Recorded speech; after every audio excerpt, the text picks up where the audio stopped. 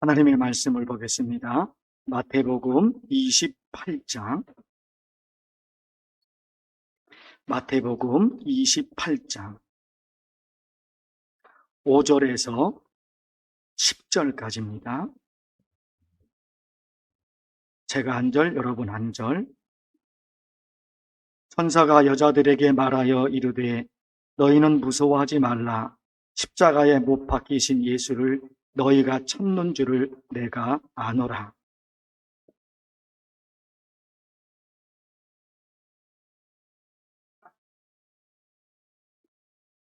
또 빨리 가서 그의 제자들에게 이르되 그가 죽은 자 가운데서 살아나셨고 너희보다 먼저 갈릴리로 가시나니 거기서 너희가 배우리라 하라. 보라, 내가 너희에게 일렀느니라 하거늘.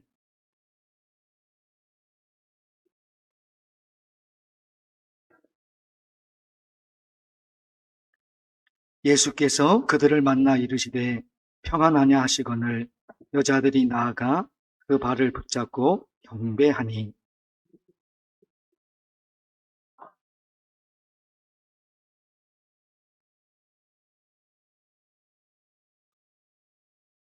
아멘. 예수님께서 죽음을 이기시고 부활하신 부활절입니다. 부활의 기쁨과 부활의 능력, 부활의 영광이 여러분 모두에게 임하시기를 간절히 바랍니다. 부활의 기쁨을 함께 고백하면 좋겠습니다. 제가 먼저 고백하면 성도 여러분들께서 따라하셔 주시기를 바랍니다. 부활하신 주님을 찬양합니다. 하나 더 하면 좋겠어요. 부활의 기쁨으로 살게 하옵소서. 여러분 좌우에 계신 분들과 인사했으면 좋겠습니다. 예수 그리스도께서 살아나셨습니다. 좌우에 계신 분들.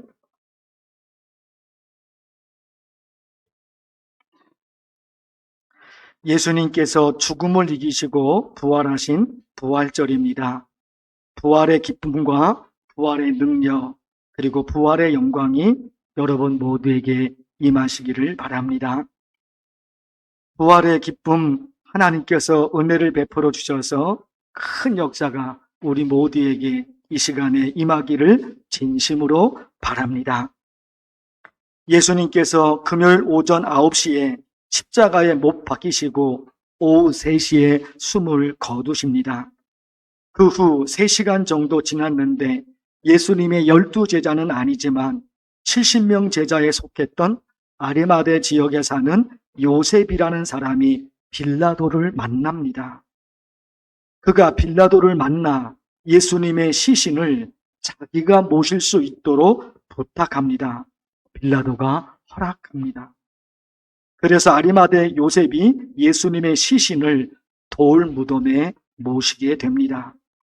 그리고 금요일 저녁과 토요일이 지나 주일 새벽에 막달라 마리아와 또 다른 마리아가 예수님의 시신을 보려고 예수님의 시신이 모셔져 있는 그 돌 무덤으로 나아갑니다. 그런데 오늘 말씀에 두 부류의 사람들이 있습니다. 한 부류는 지키는 사람들이고 또 한 부류는 찾는 사람들입니다. 보실까요? 4절에 누가 있습니까? 지키는 사람. 지키던 자들이 4절에 지키는 사람들이 있습니다. 5절에 누가 있습니까? 찾는 사람들. 십자가에 못 박히신 예수를 너희가 찾는 줄을 내가 아노라. 4절에 지키는 사람들이 있고 5절에 찾는 사람들이 있습니다. 4절에 지키는 사람들은 예수님의 시신을 훔쳐갈까봐 높은 사람의 지시를 받고 무덤물을 지키는 군사들입니다. 군사들입니다. 그런데 그 군인들이 두려움에 떨고 있습니다. 지키던 자들이 두려움에 떨고 있습니다.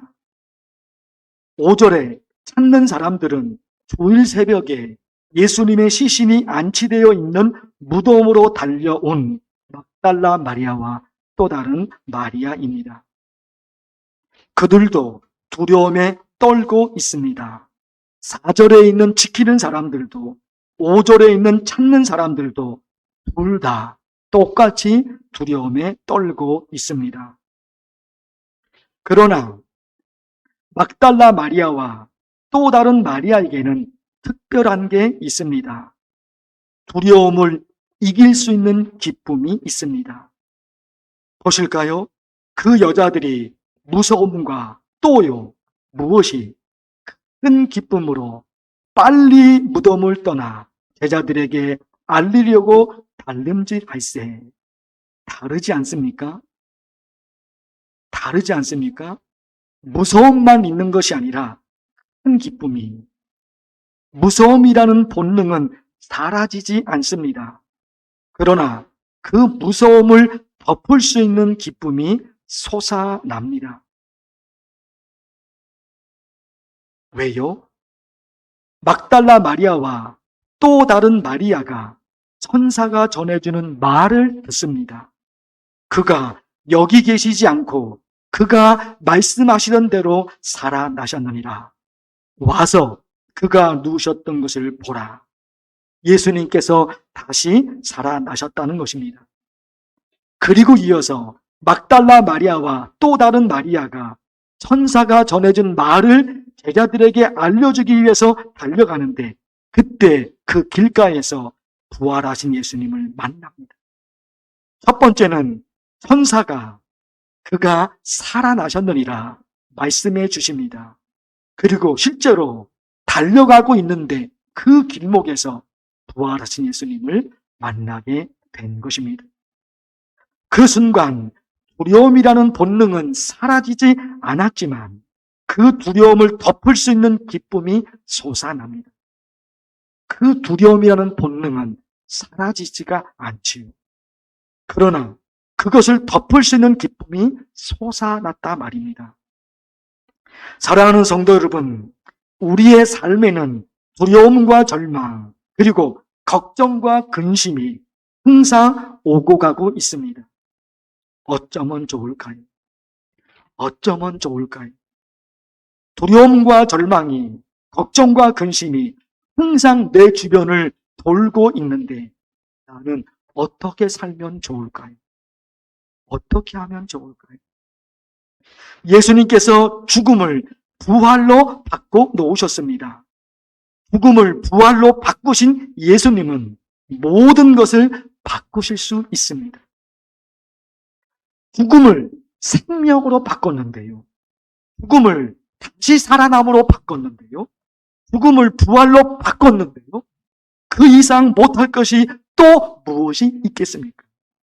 죽음을 생명으로 바꾸셨다니까요. 그분이 예수 그리스도이십니다. 그분이 삼위일체 하나님이십니다.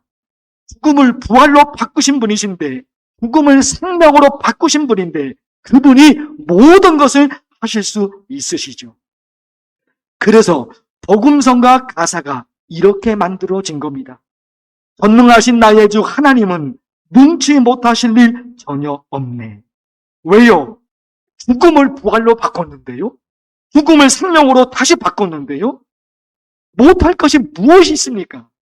그러니까 그 믿음이, 그 과거가, 그 역사가 복음성과 가사로 만들어진 거예요.